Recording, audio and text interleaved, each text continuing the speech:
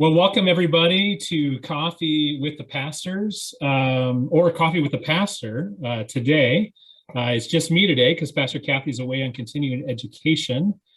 So I want to welcome you, though, to this monthly installment, this chance where we get together and we talk about what's going on in the life and mission and ministry of Trinity. And today, because Pastor Kathy isn't with us, I've invited two members of our youth and faith formation staff to join us, Kristian Carlson and Carol Dettmer, two fairly new staff members to our team. I think both of you guys started kind of late summer or this fall. So welcome. Thanks for joining us. Thank you. Yeah. Well, it's been so great to have you both on staff, to have some of the changes that have taken place. I know we've talked about them on Coffee with the Pastor and Coffee with the Pastors in the past, but thought it'd be really fun today as we kind of introduce you to talk a little bit about those roles and maybe how it's a little bit different from what it has been at Trinity coming up to this. So why don't we just take turns, have you both introduce yourselves? And Kristian, you're on the top left in my screen, so let's let you go first. Sure. Yeah, my name is Kristian Carlson. I've been here since about mid-September at Trinity Lutheran Church. Director of Young Adults and High School Youth Ministries. It's a pleasure to be here. There's a lot of really cool things that I'm excited for about this ministry in particular. And I understand kind of previously or historically Trinity has had a youth director kind of covering the middle school as well as the high school. And so that role's been changed a little bit, and so I'm just for high school and young adults, so it moved up just kind of a step. And so yeah, it's a little bit new, a little bit different, but super excited about it. And yeah, go ahead. Sorry, I was just gonna say that it continues to be kind of a unique time. I mean, with the pandemic and everything like that. But talk a little bit about what you've been up to so far in your first few months on staff. What are some of the specifics in those areas of high school and young adult ministry that you've been a part of? Sure. So right off the bat, I mean, we had a couple. It was kind of wild.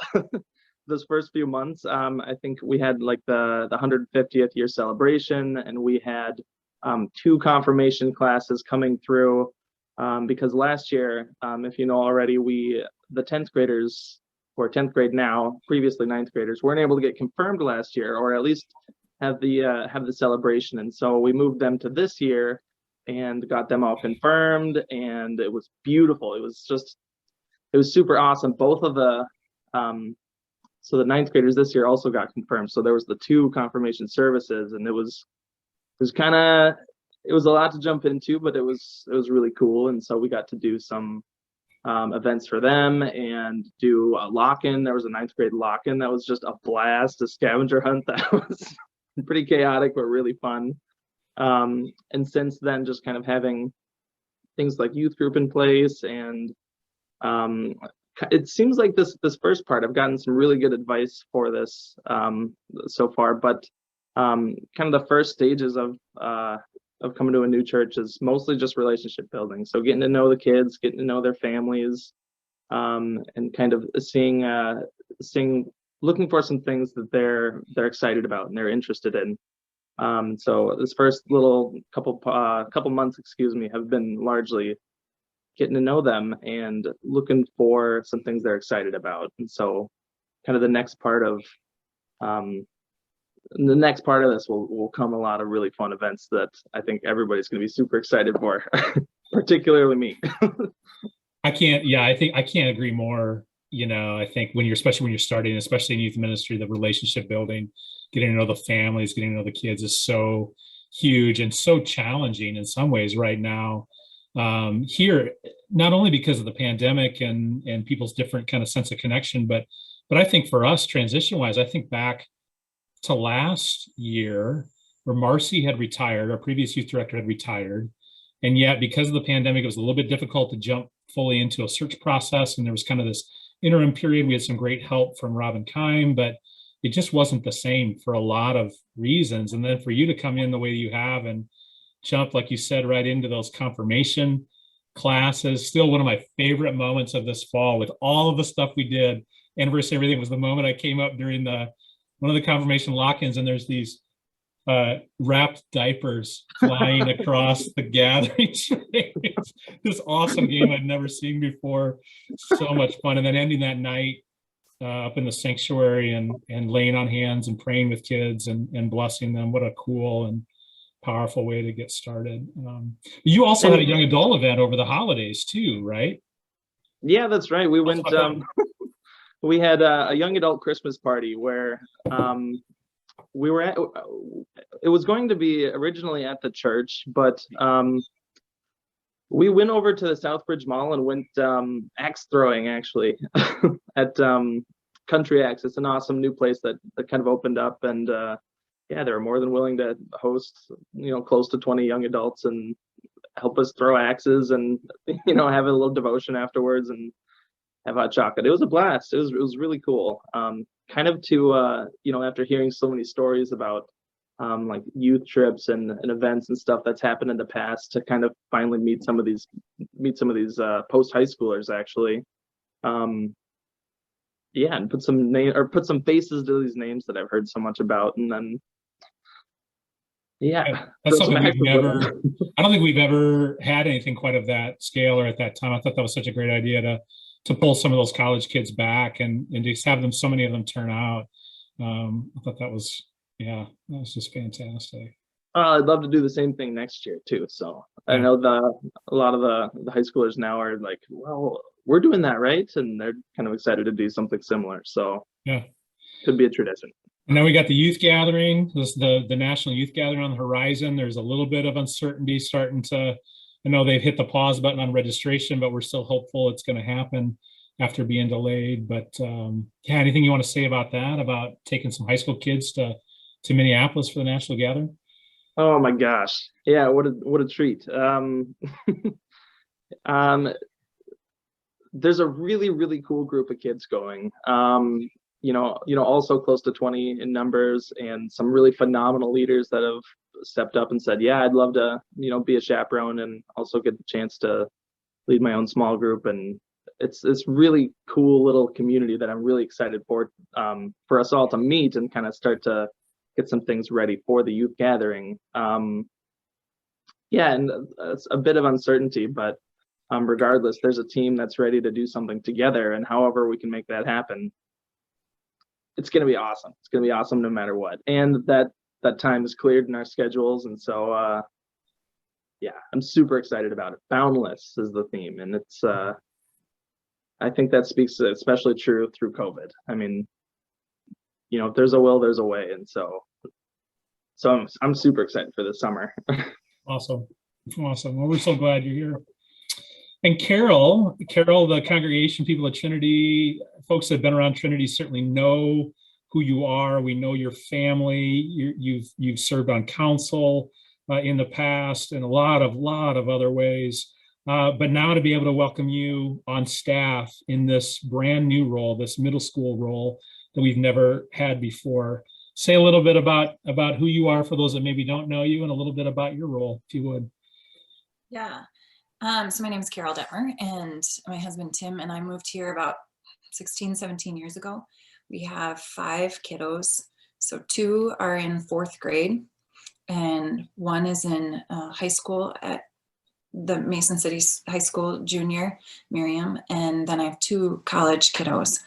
So, and I have an education background. So I taught before we moved to Mason City, and since moving here, I've worked with parent education programs and preschool education programs, some part-time things, grant funded. So I enjoy writing grants and facilitating things. I have a master's in education, could be a principal if I wanted to be super amazing Wonder Woman, and I just don't want to be that. So, but it's good skills nonetheless. And I've enjoyed working at Trinity. At one point, when you were getting hired, I helped with confirmation and helped teach. Yeah. So that was many years ago. And I think that's why, because we were down a pastor for a while, that I considered helping with the confirmation classes. And still then, I really honestly wasn't considering the middle school. It just wasn't, sometimes we get in our track and we don't look outside of that. And my husband commented, that if you're going to be spending time getting to know those families and those kids, are you doing most of that position, or so, at least half of it, because the position that I have is for 5th through 8th grade confirmation. The focus is 7th and 8th grade. So yeah, after thinking about it more and praying about it more, and just realizing, we still are connected to those younger ages too. And having 4th graders is great, because right now they're not part of the programming. They will be. So I'm invested, I guess, to say that. So yeah, I'm excited. I don't know how the position exactly came to be, but I think it's smart that we diversify. The kids are so different from 5th and 6th grade up to 11th and 12th grade. They really, shouldn't be all put together. Even a 5th grader versus an 8th grader is a bit of a stretch.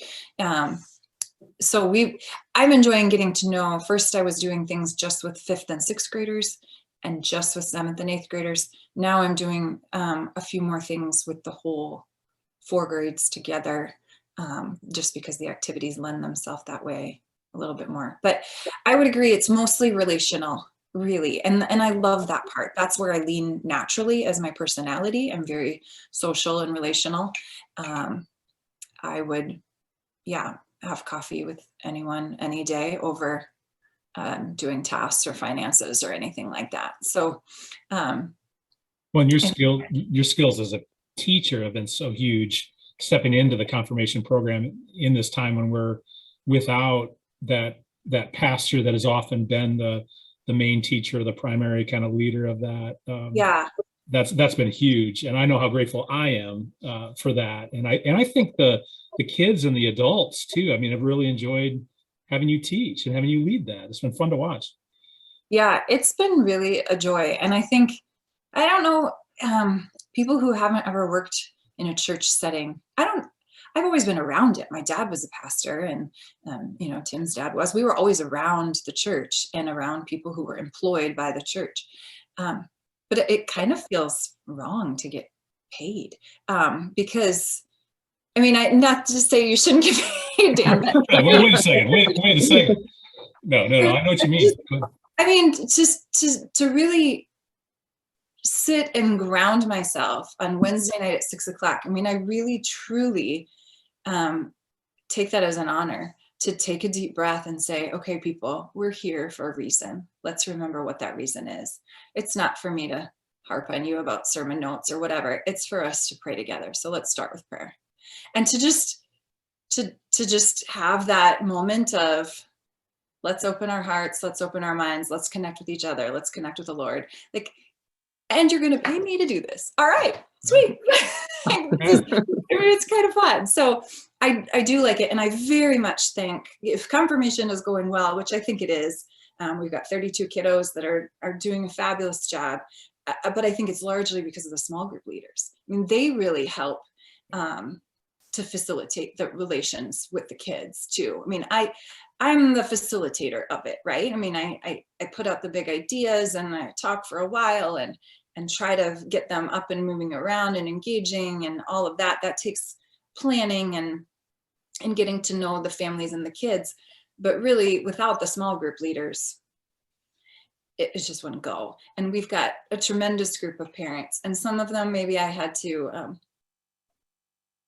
encourage, that they were going to be great and capable. And I think they're coming, and it seems like people are getting something out of it. So we're having a great time with the confirmation group, and that will evolve. I don't know, as the pastor is hired, I recognize that my role there may change to being a little bit more of the facilitator and coordinating some of the activities, when we go snow tubing and when we, and gathering sermon notes and things.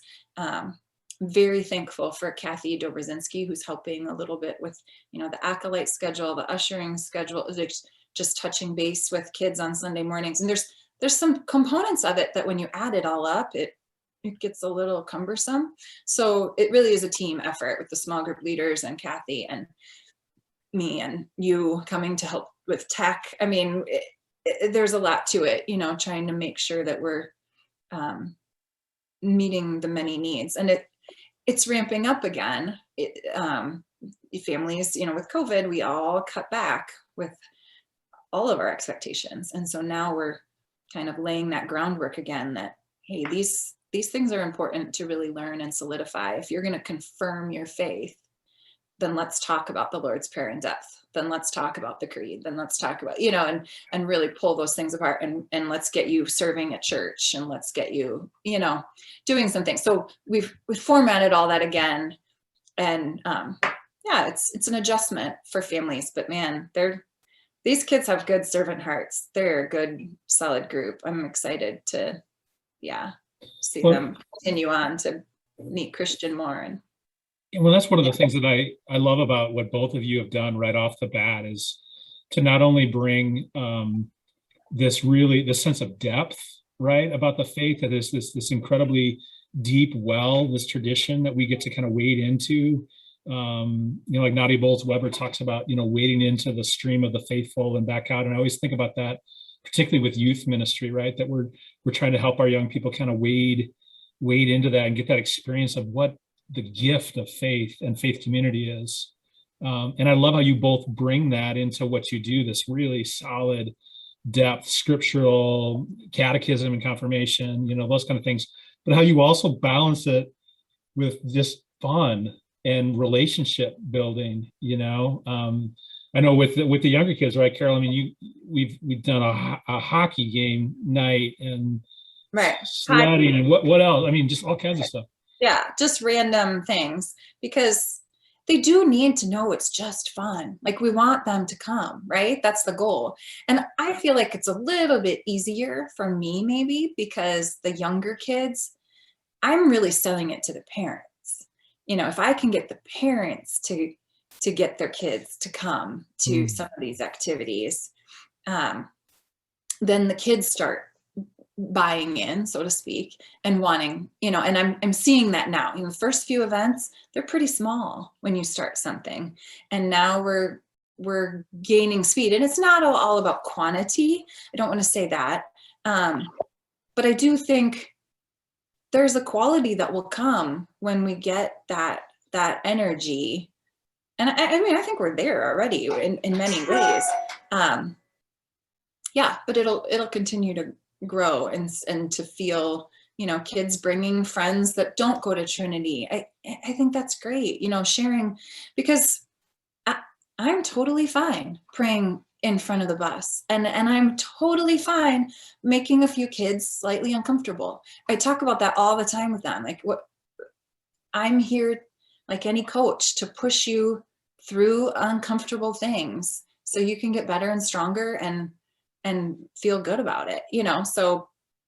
And there is a shift that happens, right? Like you talked about getting the parents on board, but there's kind of as you figure out, like, what is it, how is it that they gather? Because that's a question that everybody in the church, everywhere, all across the Christian church, right, is asking of how do you engage people, right? We keep using this word engage, but it does shift a little bit with youth into young adults. I mean, would you say so, Kristian? Like, as kids get older, it's not about the parents as much, but you're more, I mean, what would you say about that?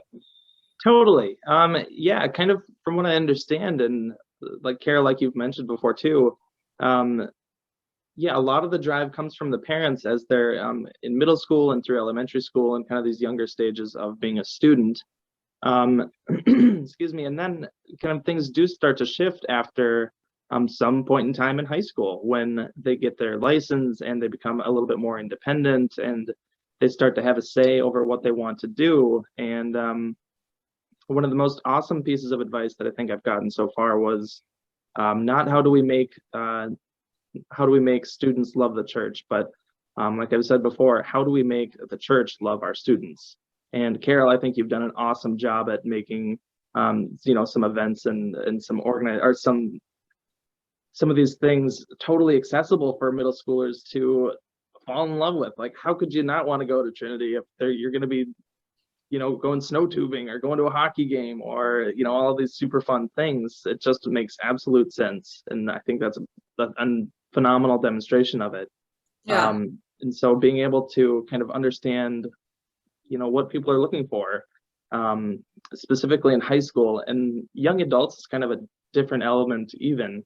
I'm finding, that there's an awful lot of young adults in Mason City. And so how do we reach them also has been, a little small part of, well, not so small, but it's definitely been a part of the vision here. And so.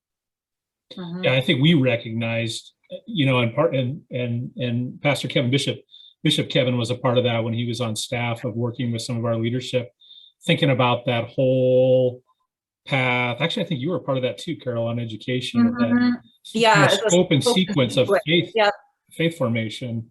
Yeah, and there's a hole in that, high school through age 30 until you have a child to baptize, so to speak. So a lot of churches have not, probably the majority of churches do not do very well with young adults, right? Let's just be honest. We've been more about kids and then, like you said, marriage on, but there's a gap there. And I think that was part of the thinking around creating this shift, adding the middle school position and then shifting some things over for your role, Kristian, right? To be able to focus on that. Right. Yeah. Well, let's shift gears then a little bit. So what about your call so far do you love, and what's been the most challenging, or one of the more challenging parts of it for each of you? Kind of like you were saying earlier, Carol, I totally resonated with that. There's been a couple times so far where I kind of go to myself and I think like, wait a minute, I'm getting paid for this. This is amazing. Those moments where it's like really easy to feel like the coolest job of all time, because in my role, kind of what I'm doing is building relationships, yes, and setting programs, yes, but also creating experiences for high schoolers and young adults also. So creating experiences for this kind of age group is super exciting. And so some of the things that we'll be able to do kind of now and in the future just make me go, oh yeah, okay, this is awesome. Really, really fun creating beautiful experiences. And it can be kind of challenging, not only because of, like you were talking about a bit, Dan, there's been, some staff transitions and whatnot at Trinity the past couple of years. So kind of starting from the ground up, really, and saying, a lot of the kids that our old youth director, Marcy, worked with, a whole bunch of them had graduated already and, are off at college. And so, starting kind of to reshape things and to say, okay, well, these kids are here and they're somewhere and they're ready for some theology and to be reconnected with Trinity. And so just trying to meet them where they're at, and also in light of the pandemic too, is saying, okay, well, what's a reasonable but still fun and safe at the same time way to connect with these students, and to create experiences online is particularly tricky, but but we're working with what we got. And you've done such a phenomenal, you were not afraid to pick up the phone and call or text anybody. I think that's been one of the best gifts that you've brought to this role in this particular time, because of those challenges, in all honesty. Because boy, if I think if you weren't gifted to be able to do that, I don't it would be very different. So anyway, congrats on that. Well, thanks. We're moving to Remind, actually. Carol, you inspired me. It's fun to text every high schooler for youth group, but we're moving. yeah, there's some great tools. What about for you, Carol? What would be some things you love? What's been challenging? Couple of things came to mind right away. When I had a few well, before Christmas, I had kind of this vision in my mind of showing the 5th and 6th graders Tuba Christmas, and then we rang the bell at the mall, and then we were able, because of the weather, it was beautiful, we were able to walk through Music Man Square, walk through the art museum, and then come back to church, and I let them play tag up in the education wing. And but probably the best part was, you have to realize some of these kids haven't truly been in our facility for a while. So yeah, we ran around in the education wing. I didn't necessarily, but they did. And at one point, Matt Gender was playing the organ, and I wanted him to understand we were not scary break-in people. We were there legitimately. And so I went in and said hi, and we sat in there for just a minute in the sanctuary, and all the kids, and then we went back out, and just having that peace and getting them in that space. If I advertised, hey, come to church and sit quietly in the sanctuary, nobody would come. But it was when it was sandwiched between all these other fun fragments that you could have that authentic moment of connection, that this place will help ground you in your faith. And that's fun, to make sure that kids know that this structure, the physical structure and the support structure, the relationships will help guide your faith as you go. So that's awesome. And with that, yeah, it is a lot of fun stuff, so when I hope the general membership understands, when they see bowling and all these, things, there is a purpose to create those relationships. It's not just a big old free-for-all. It is to create relationships. But then I wanted to be very intentional, even with the younger ones, and not create busy work for the kids or the parents. But that's where that prayer mentoring came up. And I'm really excited to touch base with them. They just got started a few months ago. So I've got them going through this month, and then I'll touch base with everyone and see how's it going. But really fun to see the adults that stepped forward and said they were willing to communicate and model prayer, just with writing to some kids and match them up and see those relationships and talking the parents through, why would we do this? Do I have to do anything? Do we have to go to anything? No, you just have to receive. Just have to allow your child to receive this gift of prayer. And after visiting with parents, at first they'd say, oh, I don't have anything special, for my child. And then several of them, just with, one more text or one more message, would then open up about, well, if they could maybe pray for this, or maybe my kid is struggling with this, or maybe, and all of a sudden you just felt this joy that they were allowing us to share that load with them. Parenting is hard, and living, it's just, it's all, it can be hard and it can be incredibly joyful. And I'm just really thankful that we can support each other, and that the older folks in the congregation were willing to jump in. The parents were willing to be vulnerable and put their kids in that, and the kids are, willing to accept it. It's a great, so I would say that's definitely a peak right now. So yeah, and I don't know, weaknesses is just, I want everything to be right, and I want everything to be perfect. I want everyone to love everything and come to everything. Me too.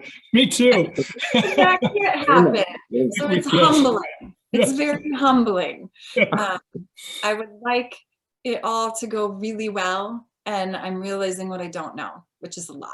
And so, that's okay. That's learning. It's okay. And I'm practicing what I preach, right? I'm pushing through the awkward and trying, to use the skills I do have.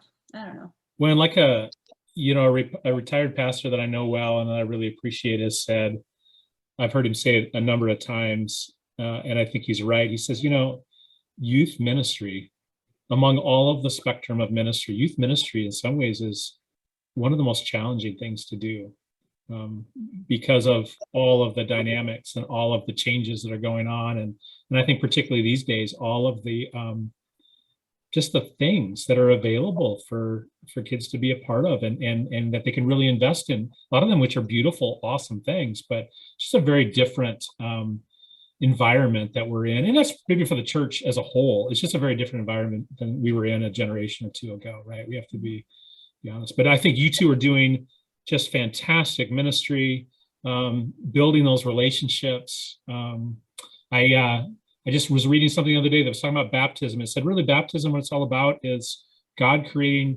establishing relationship with us and giving us to one another in relationship. That's what baptism is all about. And I think about the work that both of you are doing to help that happen, to help our youth understand that relationship God has established with us, that grace that God gives to us, and helping them to appreciate and value the community of faith, the relationships with each other, and what that means, and the strength and the power that's in that for us. It's beautiful. So, well, and for a lot of reasons, it can be really tricky and intimidating. But there's a couple of things that absolutely give me hope. One of them is the congregation at Trinity and how passionate they are about youth ministry. And you hear about it every Sunday. Carol, I'm sure that you you get an awful lot about this as well. So the congregation, but also, can I just mention how amazing it is to have a senior pastor that is so, passionate about youth ministry. If he's, Dan, it sounds like you, Carol, you said that he will go over like on Wednesday nights and help with tech, and kind of be. Oh yeah, that's crucial. That tech, I mean, if I could lift that up, that needs to be replaced. I wish to talk about that later. That is a nightmare. It is a nightmare. Horrible. We need a full-time person. Video, I'm just going to be bold and say that needs to be moved up on some list. Yeah. The fellowship hall. Yeah. Yes. It's but anyway, become, some of the oldest in the building. Helps, because I can't figure that out for the life of me. But Dan's got it. And I'm remembering also the lock-in for the 9th graders that we had. How great is it that at 11:30 at night you have a senior pastor that's out there scooping ice cream into Rip Your Floats or whatever, and handing them out to these high schoolers on this lock-in. That was just another thing that inspired me an awful lot and gave me a lot of hope, because sounds like we got that same idea of where we all want to be, and there's a lot of help to get the things that we need. So if scooping ice cream into Rip Your Floats at 11 o'clock at night on a weekend is one of them, then same thing with doing tech on Wednesday nights. It gives me a lot of hope. What's one of the joys that I've gotten to experience, having been here now for 12 going on 13 years, and having been in the pastoral position that supported all of these areas that you're working in, that it's been a little fun for me to jump back in just temporarily on that while we're calling our next pastor, and kind of relive my younger years, so to speak. Here, it's been good, but we're just so grateful for both of you, and we'll continue to support you. And speaking of the call process, kind of as we're wrapping up here, I should mention, because I know people are asking and wondering, where are we at with this call process for our pastor of spiritual growth, or what used to be the youth and family education pastor? And we've actually started interviewing. This past week, we began interviews with a couple of candidates, and are really excited for that next step, and look forward to hopefully having that new person to be your partner in ministry and your pastoral connection here pretty soon for both of you. So that's coming. We hope to have some exciting news, hopefully in the coming weeks on that. But taking it one step at a time and keeping people posted. So, well, as we're wrapping up, is there anything else that either of you want to mention here before we kind of close things out? No, just thank you. I mean, thanks to the congregation for being gracious and understanding. We both are new, so we are just trying our best. So if you have ideas or have questions of why are you doing this or what, I think Kristian and I are both very flexible and open to ideas, and And with that said, I mean, I put that out to the confirmation parents. You know, if someone's watching this and you think, oh, I could host whatever, or I'd be willing to do whatever for, you know, I mean, there's some great things that kids would love to experience or see, or, you know, just even if you're thinking of a certain park or I don't know, a presenter, or I mean, just all sorts of connections everybody has. So I think we're open to anything as we learn and grow through this. So Perfect. whatever brings Jesus to kids, we're good. That's maybe a beautiful place to end. I mean, this idea that while you are leaders for us, you're instigators, so to speak, of youth ministry, that in the end, one of the reasons that it is so strong here is because it's shared by the whole congregation and supported in all kinds of different ways. So, well, thank you both. We appreciate all that you're doing. Appreciate you taking the time to join me for coffee today. And yeah, if you're in the congregation or if you're in the area, you have a chance to connect with either of these folks, I encourage you to do that. Shoot them an email, give them a call, just talk kids and life or whatever with them. We're really blessed to have them. So thank you both. Have a good rest of your day. We'll see you soon. Glad to be here. Thank you. Bye-bye. Bye-bye.